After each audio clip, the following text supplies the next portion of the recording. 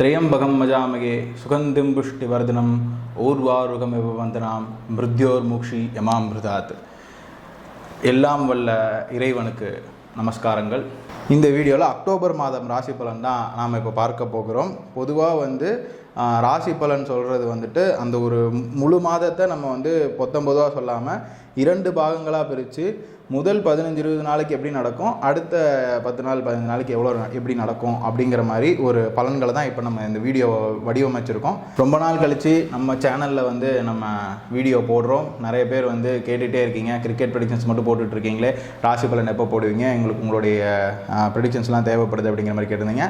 இனிமேல் நம்ம சேனலில் தொடர்ந்து வீடியோஸ் வரும். ஸோ எல்லோரும் மறக்காமல் நம்ம சேனலை சப்ஸ்கிரைப் பண்ணி வச்சுக்கோங்க. ரொம்ப ஒரு 6-7 மாதம் கழித்து நம்ம சேனலில் வீடியோ போடுறோம்.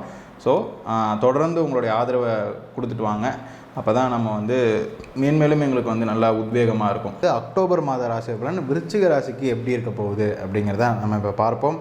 பொதுவாக உங்களுடைய ராசிக்கு சூரிய பகவான் இந்த மாதத்துடைய ஃபஸ்ட்டு ஒரு 20 நாளைக்கு 11ஆம் இடத்துலேருந்து நல்ல லாபங்களை அள்ளி கொடுக்க போகிறார் அப்படிங்கிறத சொல்லலாம். தந்தை வழியில் வர வேண்டிய லாபங்கள் கண்டிப்பாக வரும்.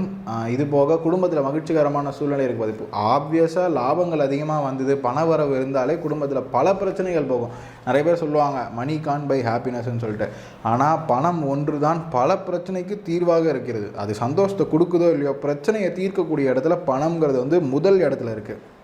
அந்த வரிசையில் பார்க்குறப்போ லாபங்கள் அப்படி சொல்லப்படக்கூடிய இந்த இடத்துல சூரிய பகவான் உட்காந்துருக்கிறது தந்தை வழி லாபத்தை கொண்டு வரும். அடுத்ததாக காதல் வயப்படுறதுக்கான வாய்ப்புகள் இருக்கும். நீங்கள் எதாவது லவ் மேரேஜ் எதாவது பண்ணணும்னு சொல்லி வீட்டில் போய் சொல்கிறீங்க அப்படின்னா சொல்லுங்க, நான் சொல்லலை. இந்த மாதத்தில் சொன்னீங்கன்னா கொஞ்சம் பாசிட்டிவாக வர்றதுக்கான வாய்ப்புகள் இருக்குது அப்படிங்கிறத நான் கண்டிப்பாக சொல்லுவேன். இது போக உங்களுடைய குழந்தைகள்னால லாபங்கள் வருவதற்கான வாய்ப்புகள் இது எல்லாமே இருக்கும் அப்படிங்கிறத சொல்லலாம். ஏதாவது ஒரு பிரச்சனை வருது அப்படின்னா உங்களைய அந்த பிரச்சனையிலேருந்து உங்களுடைய குழந்தை ஜாதகம் ஒரு உங்களை ரொம்ப ஒரு தற்காத்து கொள்ளி உங்களை கண்டிப்பாக தற்காத்து கொள்ள வைக்கும் அப்படிங்கிறத சொல்லலாம். இதுதான் சூரிய பகவானால் லாபங்கள். மூத்த சகோதரம் வழியில் பிரச்சனைகள் இவ்வளோ நாளாக இருந்ததுன்னா அது எல்லாமே உங்களுக்கு பாசிட்டிவாக அந்த பிரச்சனையை முடியறதுக்கான வாய்ப்புகள் இருக்கும் அப்படிங்கிறத சொல்லலாம். அடுத்ததாக உங்களுடைய ராசிக்கு உங்களுடைய ராசி அதிபதியான செவ்வாய் பகவானே உங்களுடைய ராசியில் 8ஆம் இடத்துல இருக்கார். இது உங்களுடைய ராசி அதிபதி 8ஆம் இடத்துல மறைகிறதுங்கிறது ஒரு நெகட்டிவான ஒரு விஷயம். நீங்கள் வண்டி வாகனங்களில் போகும்போது கவனமாக இருக்கணும். ரொம்ப ஸ்பீடாக வண்டி ஓட்டக்கூடாது. ரத்த சம்பந்தமான பிரச்சனைகள், ரொம்ப கோபம் அதிகமாக வரனால பிரச்சனைகளை நீங்கள் சந்திக்கிற மாதிரி விஷயங்கள் எல்லாம் நடக்கிறதுக்கான வாய்ப்புகள் இருக்குது. தேவையான விஷயத்தை மட்டும் எல்லார்ட்டையும் பேசுங்க. அனாவசியமாக பேசிச்சு வேணாம். புது நண்பர்கள் யாராவது வந்தாங்க, இல்லை ரொம்ப நாள் கழித்து அவனை நான் மீட் பண்ணேன், இந்த மாதிரி விஷயங்கள்லாம் இருந்ததுன்னா ரொம்ப கவனமாக அவங்க வார்த்தையை கையாளணும். அது மூலிமா ஏதாவது பிரச்சனைகள் வரதுக்கான வாய்ப்புகள் இருக்குது. வண்டி வாகனங்களில் தேவையில்லாமல் நிறைய ட்ராவல் பண்ணாதீங்க, கவனமாக இருங்க. ரத்த கொதிப்பு அப்படிங்கிற இந்த ரத்த சம்மந்தமான பிரச்சனை, நரம்பு சம்மந்தமான பிரச்சனை இதெல்லாம் வரதுக்கான வாய்ப்பு இருக்குன்னா மருத்துவ முன்னாடியே அந்த செக்கப் சொல்லுவாங்களே, மெடிக்கல் செக்கப், இதெல்லாம் எடுத்து வச்சுக்கிறது பரவாயில்ல அப்படிங்கிறத நான் சொல்லுவேன். லேண்ட் எதாவது வாங்குறீங்க, ப்ராப்பர்ட்டி எதாவது வாங்குறீங்கன்னா இந்த மாதம் மட்டும் கொஞ்சம் தவிர்த்துருங்க.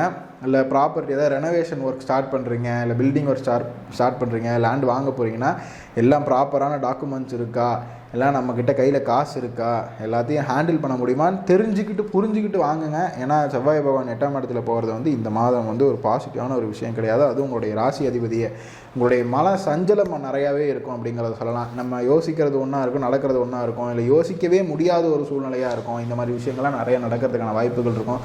இந்த மாதிரிலாம் நிறையா தற்காத்து கொள்ளணும் அப்படின்னா நீங்கள் செவ்வாய்க்கிழமை முருகன் வழிபாடுங்கிறது ரொம்ப அவசியமாக இருக்கும். விருச்சிக ராசிக்கு முருகப்பெருமான் தான் முக்கியமே எல்லாமே. அவரை கட்டி அப்படியே அவருடைய காலை அப்படி கட்டிக்கிட்டிங்கன்னா உங்களுடைய பிரச்சனை எல்லாத்தையும் அவரே தீர்த்து வைப்பார் அப்படிங்கிறத சொல்லலாம். செவ்வாய்க்கிழமை முருகன் வழிபாடு முடிஞ்சால் நெய் விளக்கு 2 ஏற்றிட்டு வந்துடுங்க. விரதம் இருங்க. சிகப்பு கலரில் உடை அணிந்துக்கோங்க. இது எல்லாமே செவ்வாய்க்கு நீங்கள் செய்கிற பரிகாரமாக இருக்கும். இதெல்லாம் பண்ணிட்டீங்கனாலே இந்த 8ஆம் இடத்துல இருக்கக்கூடிய செவ்வாய் பகவானுடைய பிரச்சனையெல்லாம் நிறையவே தீர்த்துடலாம். அடுத்ததாக உங்களுடைய ராசிக்கு சுக்கிர பகவான் 12ஆம் இடத்துல இருக்கார். பொதுவாக 12ஆம் இடத்துல சுக்கிர பகவான் இருக்கிறது நெகட்டிவாகவும் இருக்கும், பாசிட்டிவாக இருக்கும். எப்படி பாசிட்டிவாக இருக்கும்? நிறையா சுப செலவுகள் நீங்கள் செய்வீங்க. குடும்பத்தில் மகிழ்ச்சிகரமான விஷயங்கள்லாம் நிறைய நடக்கிறதுக்கு உங்களுடைய பணம் இருக்கும். ஆனால் அந்த பணம் உங்களுக்கு லாபமாக இருக்குமான்னு கேட்டிங்கன்னா கண்டிப்பாக ஒரு ஒரு 10,000 ஃபோனும் கால் பண்ண தான் போகுது. 1,50,000 ஐஃபோனும் கால் தான் பண்ண போகுது. ஆனால் நீங்கள் இந்த வெட்டி ஆடம்பரத்துக்கு நிறைய செலவு பண்ணுவாங்க இல்லையா, பிராண்டடாக வாங்கணும் அப்படின்னு நினைப்பாங்க இல்லையா, அந்த மாதிரி விஷயங்கள்லாம் இந்த ஓரிரு மாதங்களுக்கு நீங்கள் நிறையா லாவிஷாக செலவு பண்ணுறதுன்னு சொல்லுவாங்க. அதாவது அனாவசிய செலவு இல்லை ஆடம்பர செலவு இதெல்லாம் நிறைய பண்ணுறதுக்கான வாய்ப்புகள் இருக்குது. இது போக அவ்வப்போது பெண்கள்கிட்ட வந்து கவனமாக இருக்கணும். பெண் தோழிகள்னாலேயோ இல்லை கணவன் மனைவியிடையே அவ்வப்போது கருத்து வேறுபாடுகள் இந்த மாதிரி விஷயங்கள்லாம் நிறைய வரதுக்கான வாய்ப்புகள் இருக்குது. இந்த பெண்கள் விஷயத்தில் ரொம்ப கவனமாக இருக்கணும் அப்படிங்கிறதான் 12ஆம் இடத்துல சுக்கிர பகவான் போகிறது வந்து உங்களுக்கு காட்டுது. அதனால் இதில் கொஞ்சம் கவனமாக இருங்க. வெள்ளிக்கிழமை வந்து மகாலட்சுமி வழிபாடு வந்து நிறையா உங்களுக்கு வந்து பணத்தை கொடுக்கும் அப்படிங்கிறத சொல்லலாம். அடுத்ததாக ஏன்னா நீங்கள் நிறைய பிராண்டட் பொருட்கள் வாங்குறீங்கன்னா அதுக்கேற்ற மாதிரி வரவும் இருக்கணும் இல்லையா, செலவு மட்டும் இருக்கக்கூடாது, வரவும் இருக்கணும். ஸோ அதுக்கு உண்டான பரிகாரம் தான் இந்த மகாலட்சுமி பரிகாரம். அடுத்ததாக உங்களுடைய ராசிக்கு 7ஆம் இடத்துல குரு பகவான் இருக்கார். அதனால் வந்து ரொம்ப நாளாக கல்யாணம் ஆகாமல் இருந்தவங்களுக்கு கல்யாணம் ஆகிறதுக்கான வாய்ப்புகள் இருக்கும். கல்யாணம் ஆனவங்களுக்கு நடுவில் வந்து அந்யோன்யம் இருக்கும் அப்படிங்கிறத சொல்லலாம். ரொம்ப நாளாக குழந்தை இல்லைன்னு சொல்கிறவங்களுக்கு குழந்தை கிடைக்கிறதுக்கான வாய்ப்புகள் இருக்குது. செயற்கை கருதற்பெல்லாம் ட்ரை பண்ணிங்கன்னா 100% ரிசல்ட் இருக்கும். இல்லை நேச்சுரலாக ட்ரை பண்ணுறீங்கனாலுமே 80% ரிசல்ட் இருக்கும் அப்படிங்கிறதுல எந்த விதமான சந்தேகம் இல்லை. வியாழக்கிழமை சித்தர் வழிபாடு பண்ணிட்டு வந்தீங்க அப்படின்னா அதுவுமே ஒரு நல்ல விஷயம் இருக்கும். சாய்பாபா இல்லைனா வந்து சித்த பெருமான் வழிபாடு இதெல்லாமே பண்ணிட்டு வந்தீங்கன்னா ரொம்ப பாசிட்டிவாக இருக்கும். இது போக வியாழக்கிழமை நீங்கள் வந்து மஞ்சள் நிற ஆடை அணிஞ்சிட்டு வந்தீங்கன்னா அதுவும் ஒரு சிறந்த பரிகாரமாக இருக்கும் அப்படிங்கிறத சொல்லலாம். இதெல்லாமே வருட கிரகம். இப்போது சொல்ல போகிற குரு, சனி, ராகு இதெல்லாம் வருட கிரகம்.